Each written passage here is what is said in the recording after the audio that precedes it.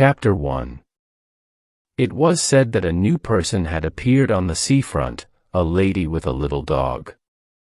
Dmitry Dmitrich Gurov, who had by then been a fortnight at Yalta, and so was fairly at home there, had begun to take an interest in new arrivals. Sitting in Verny's pavilion, he saw, walking on the seafront, a fair-haired young lady of medium height, wearing a beret. A white Pomeranian dog was running behind her. And afterwards he met her in the public gardens and in the square several times a day. She was walking alone, always wearing the same beret, and always with the same white dog. No one knew who she was, and every one called her simply the lady with the dog. If she is here alone without a husband or friends, it wouldn't be amiss to make her acquaintance, Gurov reflected. He was under 40, but he had a daughter already 12 years old, and 2 sons at school. He had been married young, when he was a student in his 2nd year, and by now his wife seemed half as old again as he. She was a tall, erect woman with dark eyebrows, staid and dignified, and, as she said of herself, intellectual. She read a great deal, used phonetic spelling, called her husband, not Dmitri, but Dmitri, and he secretly considered her unintelligent, narrow, inelegant, was afraid of her, and did not like to be at home. He had begun being unfaithful to her long ago, had been unfaithful to her often, and, probably on that account, almost always spoke ill of women. And when they were talked about in his presence, used to call them the lower race. It seemed to him that he had been so schooled by bitter experience that he might call them what he liked. And yet he could not get on for 2 days together without the lower race. In the society of men he was bored and not himself. With them he was cold and uncommunicative, but when he was in the company of women he felt free, and knew what to say to them and how to behave, and he was at ease with them even when he was silent. In his appearance, in his character, in his whole nature, there was something attractive and elusive which allured women, and disposed them in his favor. He knew that, and some force seemed to draw him, too, to them. Experience often repeated, truly bitter experience, had taught him long ago that with decent people, especially Moscow people, always slow to move and irresolute, every intimacy, which at first so agreeably diversifies life and appears a light and charming adventure, inevitably grows into a regular problem of extreme intricacy. And in the long run the situation becomes unbearable. But at every fresh meeting with an interesting woman this experience seemed to slip out of his memory. And he was eager for life, and everything seemed simple and amusing. One evening he was dining in the gardens, and the lady in the beret came up slowly to take the next table. Her expression, her gait, her dress, and the way she did her hair told him that she was a lady, that she was married, that she was in Yalta for the first time and alone, and that she was dull there.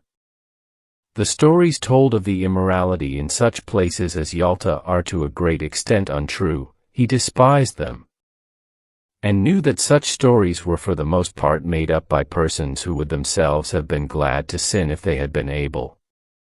But when the lady sat down at the next table 3 paces from him, he remembered these tales of easy conquests, of trips to the mountains, and the tempting thought of a swift, fleeting love affair, a romance with an unknown woman, whose name he did not know, suddenly took possession of him. He beckoned coaxingly to the Pomeranian, and when the dog came up to him he shook his finger at it. The Pomeranian growled. Gurov shook his finger at it again. The lady looked at him and at once dropped her eyes. "He doesn't bite," she said, and blushed. "May I give him a bone?" he asked. And when she nodded he asked courteously, "Have you been long in Yalta?" 5 days. and I have already dragged out a fortnight here." There was a brief silence. "Time goes fast, and yet it is so dull here," she said, not looking at him. "That's only the fashion to say it is dull here. A provincial will live in Belayov or Zydra and not be dull, and when he comes here it's the dullness. Oh, the dust. One would think he came from Granada." She laughed. Then both continued eating in silence, like strangers, but after dinner they walked side by side. And there sprang up between them the light jesting conversation of people who are free and satisfied, to whom it does not matter where they go or what they talk about. They walked and talked of the strange light on the sea. The water was of a soft warm lilac hue, and there was a golden streak from the moon upon it. They talked of how sultry it was after a hot day. Gurov told her that he came from Moscow, that he had taken his degree in arts, but had a post in a bank, that he had trained as an opera singer, but had given it up, that he owned 2 houses in Moscow. And from her he learnt that she had grown up in Petersburg, but had lived in S. since her marriage 2 years before. That she was staying another month in Yalta, and that her husband, who needed a holiday too, might perhaps come and fetch her. She was not sure whether her husband had a post in a crown department or under the provincial council, and was amused by her own ignorance. And Gurov learnt, too, that she was called Anna Sergeyevna. Afterwards he thought about her in his room at the hotel. Thought she would certainly meet him next day, it would be sure to happen. As he got into bed he thought how lately she had been a girl at school, doing lessons like his own daughter. He recalled the diffidence, the angularity, that was still manifest in her laugh and her manner of talking with a stranger. This must have been the first time in her life she had been alone in surroundings in which she was followed, looked at, and spoken to merely from a secret motive which she could hardly fail to guess. He recalled her slender, delicate neck, her lovely gray eyes. There's something pathetic about her, anyway, he thought, and fell asleep. Chapter 2. A week had passed since they had made acquaintance. It was a holiday. It was sultry indoors, while in the street the wind whirled the dust round and round, and blew people's hats off.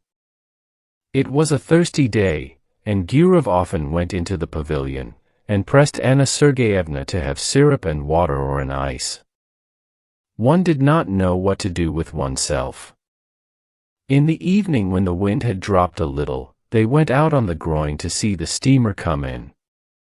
There were a great many people walking about the harbor. They had gathered to welcome someone, bringing bouquets. And 2 peculiarities of a well-dressed Yalta crowd were very conspicuous. The elderly ladies were dressed like young ones, and there were great numbers of generals. Owing to the roughness of the sea, the steamer arrived late, after the sun had set, and it was a long time turning about before it reached the groyne. Anna Sergeyevna looked through her lorgnette at the steamer and the passengers as though looking for acquaintances. And when she turned to Gurov her eyes were shining. She talked a great deal and asked disconnected questions, forgetting next moment what she had asked. Then she dropped her lorgnette in the crush. The festive crowd began to disperse. It was too dark to see people's faces. The wind had completely dropped, but Gurov and Anna Sergeyevna still stood as though waiting to see some one else come from the steamer. Anna Sergeyevna was silent now, and sniffed the flowers without looking at Gurov. "The weather is better this evening," he said. "Where shall we go now? Shall we drive somewhere?" She made no answer. Then he looked at her intently, and all at once put his arm round her and kissed her on the lips, and breathed in the moisture and the fragrance of the flowers. And he immediately looked round him, anxiously wondering whether any one had seen them. "Let us go to your hotel," he said softly. And both walked quickly. The room was close and smelt of the scent she had bought at the Japanese shop. Gurov looked at her and thought, what different people one meets in the world. From the past he preserved memories of careless, good-natured women who loved cheerfully and were grateful to him for the happiness he gave them, however brief it might be. And of women like his wife who loved without any genuine feeling, with superfluous phrases, affectedly, hysterically, with an expression that suggested that it was not love nor passion, but something more significant, and of 2 or 3 others, very beautiful, cold women, on whose faces he had caught a glimpse of a rapacious expression, an obstinate desire to snatch from life more than it could give. And these were capricious, unreflecting, domineering, unintelligent women not in their first youth. And when Gurov grew cold to them, their beauty excited his hatred, and the lace on their linen seemed to him like scales. But in this case there was still the diffidence, the angularity of inexperienced youth, an awkward feeling. And there was a sense of consternation as though someone had suddenly knocked at the door. The attitude of Anna Sergeyevna, the lady with the dog, to what had happened was somehow peculiar, very grave, as though it were a fall, so it seemed. And it was strange and inappropriate. Her face dropped and faded, and on both sides of it her long hair hung down mournfully. She mused in a dejected attitude like the woman who was a sinner in an old-fashioned picture. "It's wrong," she said. "You will be the first to despise me now." There was a watermelon on the table. Gurov cut himself a slice and began eating it without haste. There followed at least half an hour of silence. Anna Sergeyevna was touching. There was about her the purity of a good, simple woman who had seen little of life. The solitary candle burning on the table threw a faint light on her face, yet it was clear that she was very unhappy. "How could I despise you?" asked Gurov. "You don't know what you are saying." "God forgive me," she said, and her eyes filled with tears. "It's awful. You seem to feel you need to be forgiven." "Forgiven? No. I am a bad, low woman. I despise myself and don't attempt to justify myself. It's not my husband but myself I have deceived. And not only just now, I have been deceiving myself for a long time. My husband may be a good, honest man, but he is a flunky. I don't know what he does there, what his work is, but I know he is a flunky. I was 20 when I was married to him. I have been tormented by curiosity. I wanted something better. There must be a different sort of life, I said to myself. I wanted to live. To live, to live. I was fired by curiosity. You don't understand it, but, I swear to God, I could not control myself. Something happened to me. I could not be restrained. I told my husband I was ill, and came here. And here I have been walking about as though I were dazed, like a mad creature. And now I have become a vulgar, contemptible woman whom anyone may despise." Gurov felt bored already, listening to her. He was irritated by the naive tone, by this remorse, so unexpected and inopportune, but for the tears in her eyes. He might have thought she was jesting or playing a part. "I don't understand," he said softly. "What is it you want?" She hid her face on his breast and pressed close to him. believe me, I beseech you," she said. "I love a pure, honest life, and sin is loathsome to me. I don't know what I am doing. Simple people say, the evil one has beguiled me. And I may say of myself now that the evil one has beguiled me." "Hush, hush," he muttered. He looked at her fixed, scared eyes, kissed her, talked softly and affectionately, and by degrees she was comforted, and her gaiety returned. They both began laughing. Afterwards, when they went out, there was not a soul on the seafront. The town with its cypresses had quite a death-like air. But the sea still broke noisily on the shore, a single barge was rocking on the waves, and a lantern was blinking sleepily on it. They found a cab and drove to Oreanda. "I found out your surname in the hall just now. It was written on the board, von Dideritz," said Gurov. "Is your husband a German?" "No, I believe his grandfather was a German, but he is an Orthodox Russian himself." At Oreanda they sat on a seat not far from the church, looked down at the sea, and were silent. Yalta was hardly visible through the morning mist. White clouds stood motionless on the mountain tops. The leaves did not stir on the trees, grasshoppers chirruped, and the monotonous hollow sound of the sea rising up from below spoke of the peace, of the eternal sleep awaiting us. So it must have sounded when there was no Yalta, no Oreanda here, so it sounds now. And it will sound as indifferently and monotonously when we are all no more. And in this constancy, in this complete indifference to the life and death of each of us, there lies hid, perhaps, a pledge of our eternal salvation, of the unceasing movement of life upon earth, of unceasing progress towards perfection. Sitting beside a young woman who in the dawn seemed so lovely, soothed and spellbound in these magical surroundings. The sea, mountains, clouds, the open sky, Gurov thought how in reality everything is beautiful in this world when one reflects. Everything except what we think or do ourselves when we forget our human dignity and the higher aims of our existence. A man walked up to them, probably a keeper, looked at them and walked away. And this detail seemed mysterious and beautiful, too. They saw a steamer come from Theodosia, with its lights out in the glow of dawn. "There is dew on the grass," said Anna Sergeyevna, after a silence. "Yes. It's time to go home." They went back to the town. Then they met every day at 12 o'clock on the seafront, lunched and dined together. Went for walks, admired the sea. She complained that she slept badly, that her heart throbbed violently, asked the same questions. Troubled now by jealousy and now by the fear that he did not respect her sufficiently.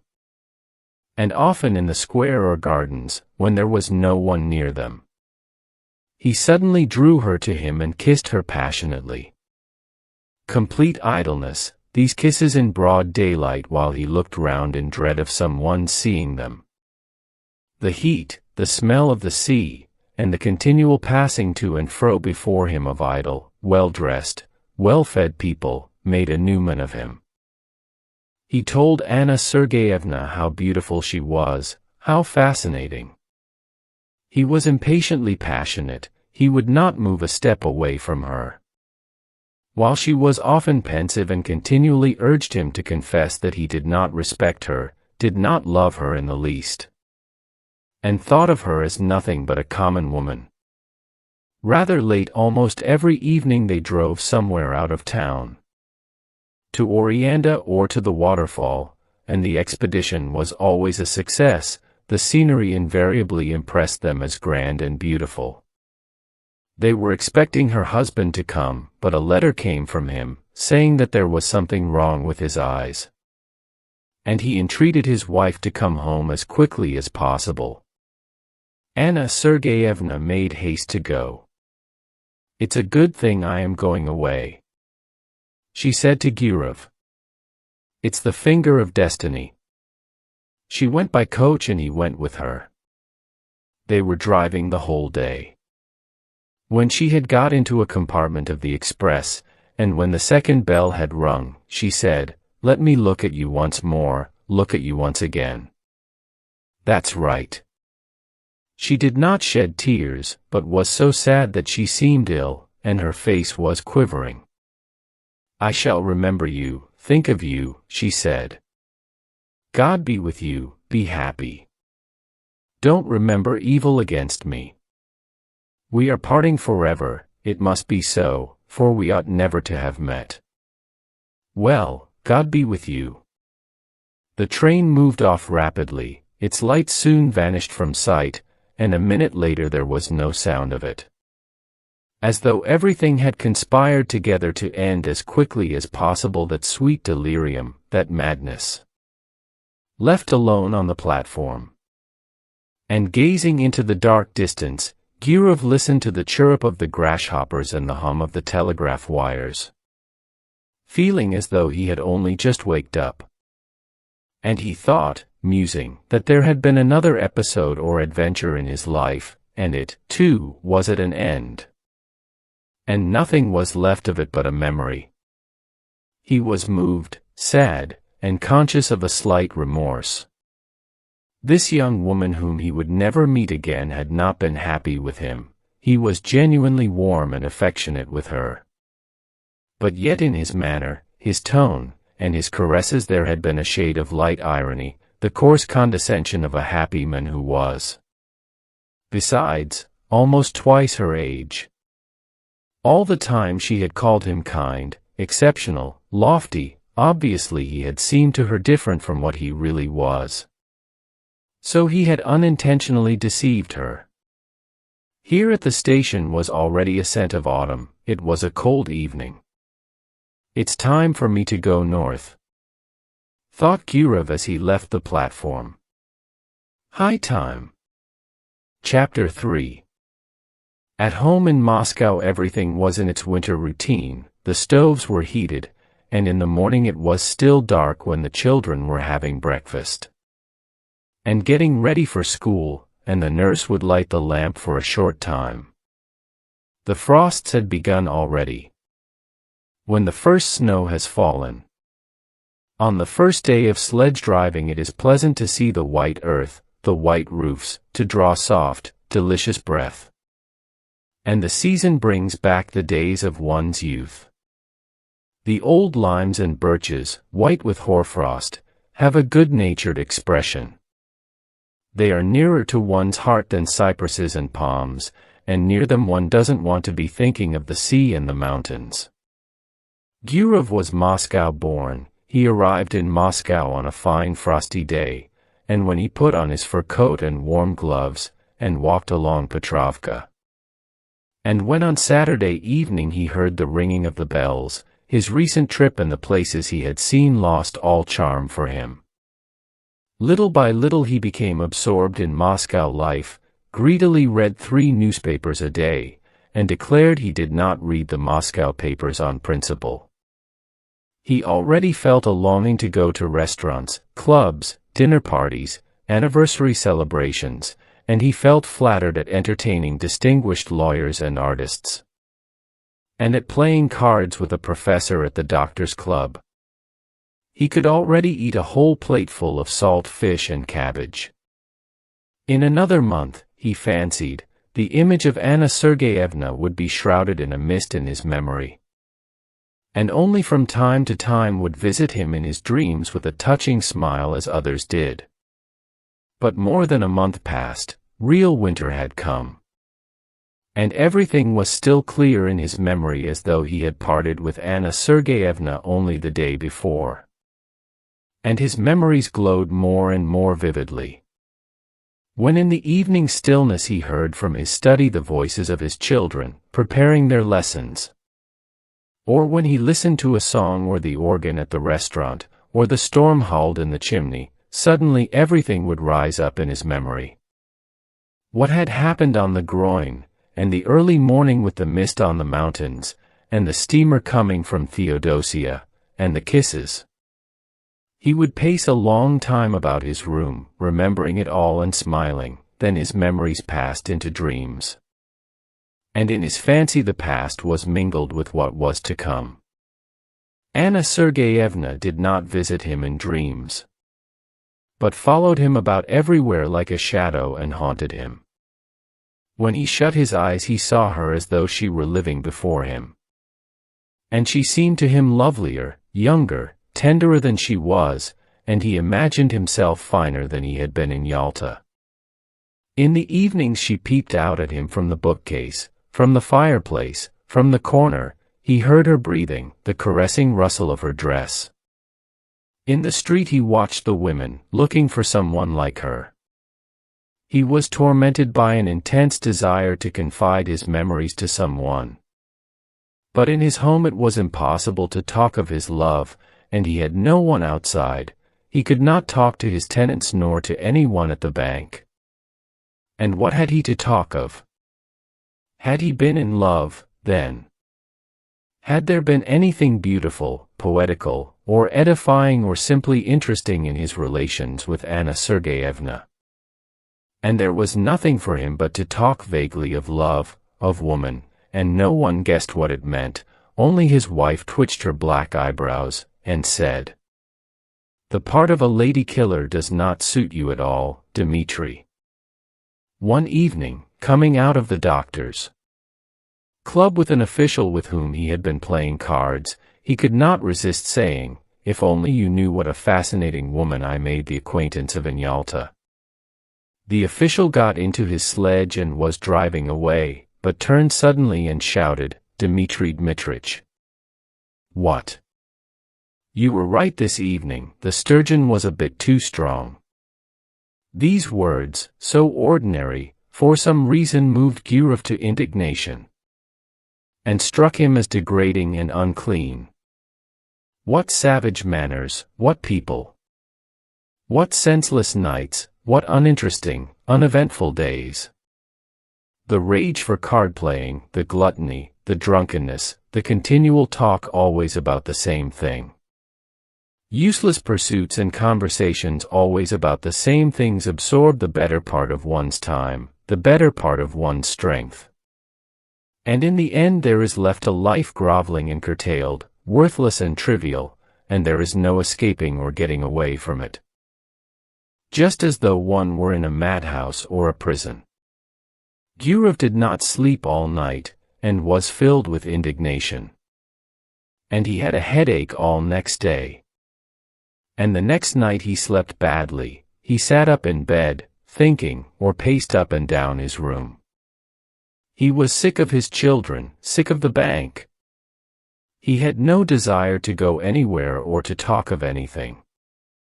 In the holidays in December he prepared for a journey, and told his wife he was going to Petersburg to do something in the interests of a young friend, and he set off for S. What for? He did not very well know himself.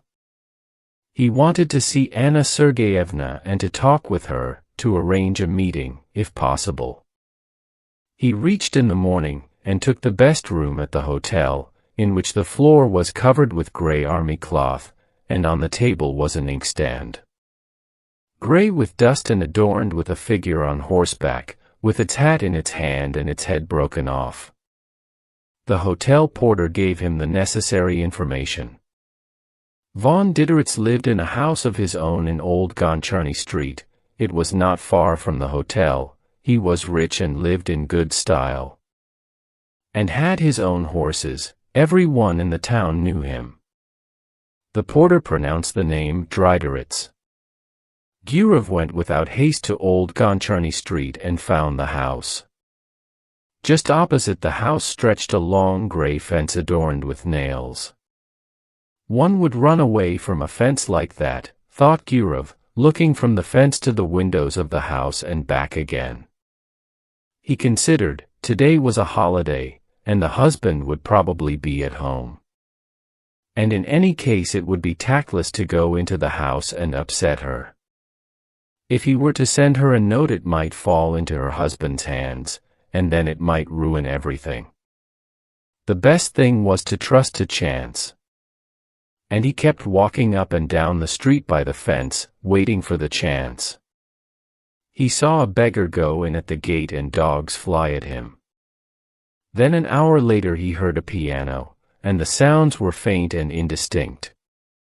Probably it was Anna Sergeyevna playing.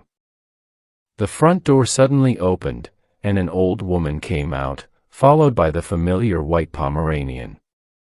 Gurov was on the point of calling to the dog. But his heart began beating violently, and in his excitement he could not remember the dog's name. He walked up and down, and loathed the gray fence more and more, and by now he thought irritably that Anna Sergeyevna had forgotten him, and was perhaps already amusing herself with someone else. And that was very natural in a young woman who had nothing to look at from morning till night but that confounded fence. He went back to his hotel room and sat for a long while on the sofa, not knowing what to do. Then he had dinner and a long nap. How stupid and worrying it is, he thought when he woke and looked at the dark windows. It was already evening. Here I've had a good sleep for some reason. What shall I do in the night?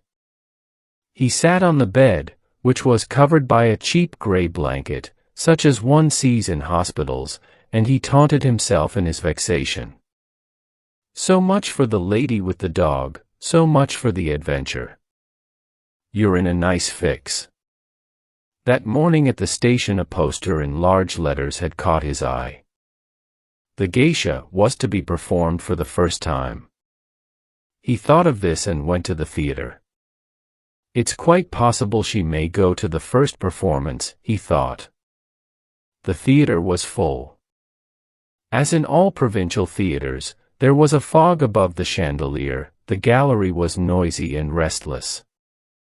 In the front row the local dandies were standing up before the beginning of the performance, with their hands behind them. In the governor's box the governor's daughter, wearing a boa, was sitting in the front seat, while the governor himself lurked modestly behind the curtain with only his hands visible. The orchestra was a long time tuning up, the stage curtain swayed. All the time the audience were coming in and taking their seats. Gurov looked at them eagerly. Anna Sergeyevna, too, came in.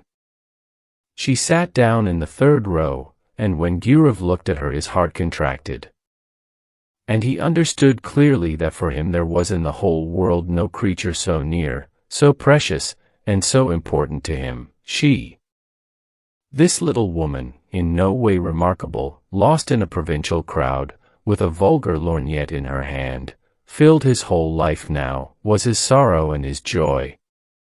The one happiness that he now desired for himself, and to the sounds of the inferior orchestra, of the wretched provincial violins, he thought how lovely she was. He thought and dreamed. A young man with small side whiskers, tall and stooping, came in with Anna Sergeyevna and sat down beside her. He bent his head at every step and seemed to be continually bowing. Most likely this was the husband whom at Yalta, in a rush of bitter feeling, she had called a flunky. And there really was in his long figure, his side whiskers, and the small bald patch on his head, something of the flunky's obsequiousness. His smile was sugary, and in his buttonhole there was some badge of distinction like the number on a waiter. During the first interval the husband went away to smoke. She remained alone in her stall.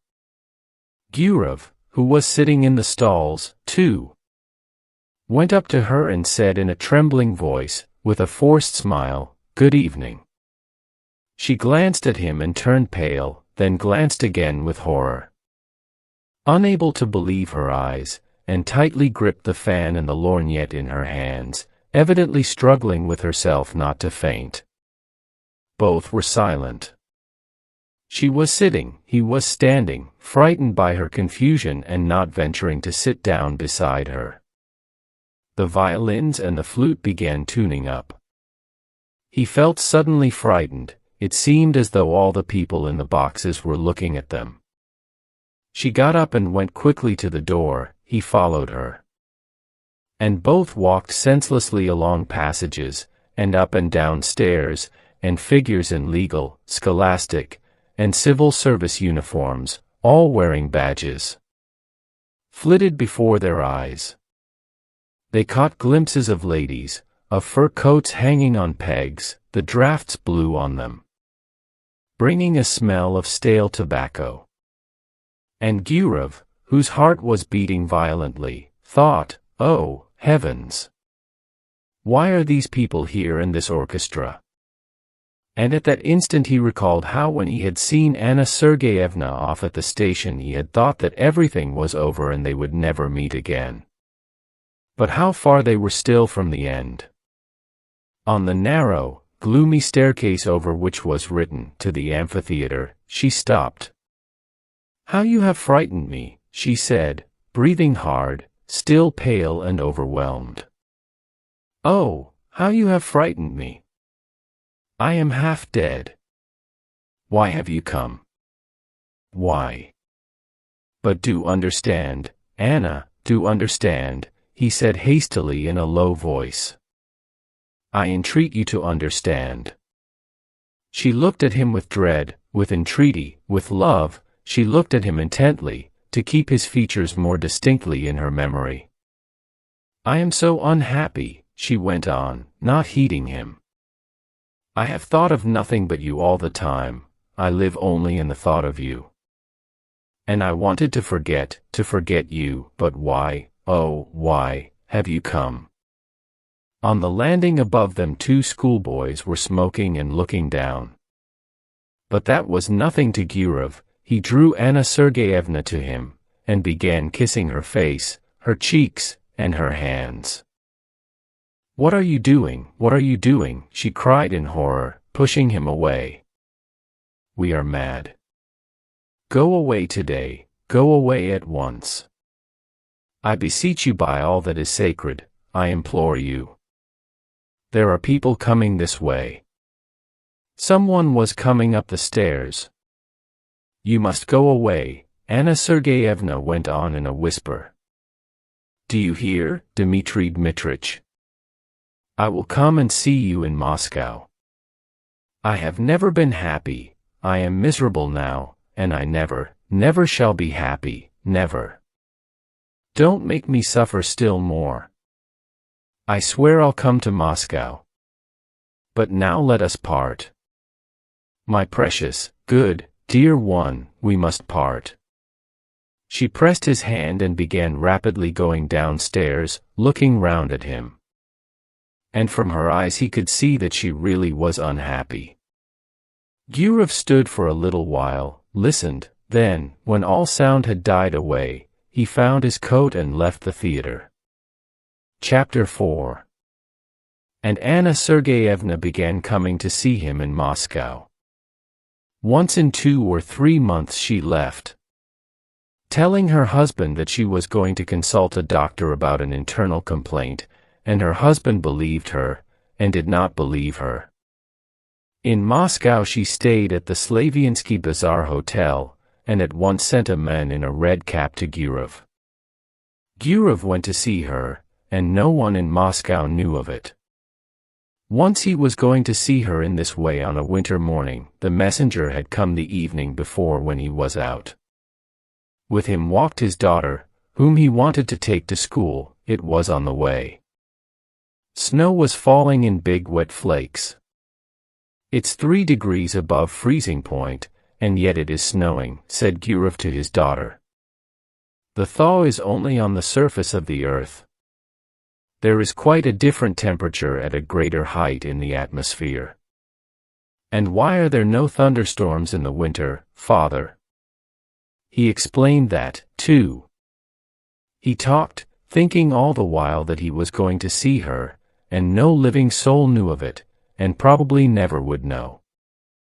He had 2 lives, one, open, seen and known by all who cared to know, full of relative truth and of relative falsehood, exactly like the lives of his friends and acquaintances, and another life running its course in secret. And through some strange, perhaps accidental, conjunction of circumstances, everything that was essential, of interest and of value to him, everything in which he was sincere and did not deceive himself, everything that made the kernel of his life, was hidden from other people, and all that was false in him, the sheath in which he hid himself to conceal the truth. Such, for instance, as his work in the bank, his discussions at the club, his lower race, his presence with his wife at anniversary festivities, all that was open. And he judged of others by himself, not believing in what he saw, and always believing that every man had his real, most interesting life under the cover of secrecy and under the cover of night. All personal life rested on secrecy. And possibly it was partly on that account that civilized man was so nervously anxious that personal privacy should be respected. After leaving his daughter at school, Gurov went on to the Slaviansky Bazaar. He took off his fur coat below, went upstairs, and softly knocked at the door. Anna Sergeyevna, wearing his favorite gray dress, exhausted by the journey and the suspense, had been expecting him since the evening before. She was pale, she looked at him, and did not smile, and he had hardly come in when she fell on his breast. Their kiss was slow and prolonged, as though they had not met for 2 years. "Well, how are you getting on there?" he asked. "What news?" "Wait, I'll tell you directly. I can't talk." She could not speak, she was crying. She turned away from him, and pressed her handkerchief to her eyes. Let her have her cry out. "I'll sit down and wait," he thought, and he sat down in an armchair. Then he rang and asked for tea to be brought him. And while he drank his tea she remained standing at the window with her back to him. She was crying from emotion. From the miserable consciousness that their life was so hard for them, they could only meet in secret, hiding themselves from people, like thieves. Was not their life shattered?